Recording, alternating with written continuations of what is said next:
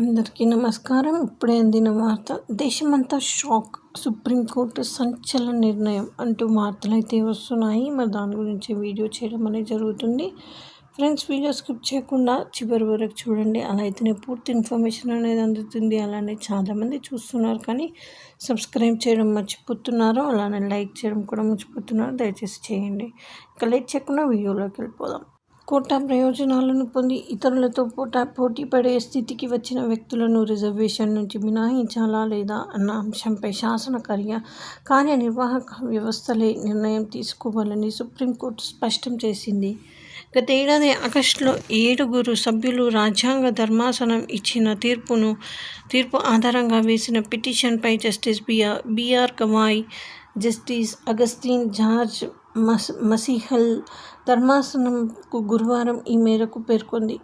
గత 75 ఏళ్లను పరిగణలోకి తీసుకుని మా అభిప్రాయాన్ని తెలియపరిచాం. ఇప్పటికే ప్రయోజనాలను అందుకొని ఇతరులతో పోటీపడే స్థితులను అందుకొని ఇతరులు వస్తే అలాంటి వ్యక్తులను రిజర్వేషన్ నుంచి మినహాయించాలి. కానీ ఈ నిర్ణయాన్ని కార్యనిర్వాహక శాసన వ్యవస్థ తీసుకోవాలి అని జస్టిస్ గవాయ్ తెలిపారు.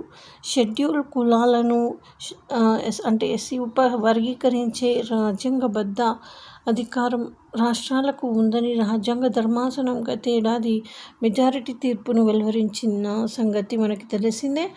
ఆ ధర్మాసనంలో సభ్యుడైన జస్టిస్ గవాయ్ విడిగా రాసిన తీర్పులో ఎస్సీ ఎస్టీలో సంపన్న శ్రేణి గుర్తించాల్సిన విధానాన్ని రాష్ట్రాలు రూపొందించాల్సిన అవసరం ఉందని పేర్కొన్నారు.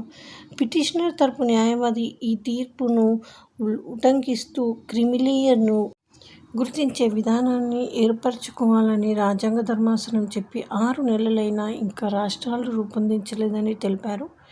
ఈ విషయంలో అత్యున్నత న్యాయస్థానం జోక్యం చేసుకోవాలని కోరారు. ఇందుకు ధర్మాసనం చట్టసభ్యులే చట్టాలు రూపొందించాలి అని తెలిపింది. దీంతో ఈ అంశాన్ని సంబంధిత అధికార వర్గాలకు ముందే ప్రస్తావిస్తామని పేర్కొని పిటిషనర్ తన పిటిషన్ ఉపసంహరించుకున్నారు.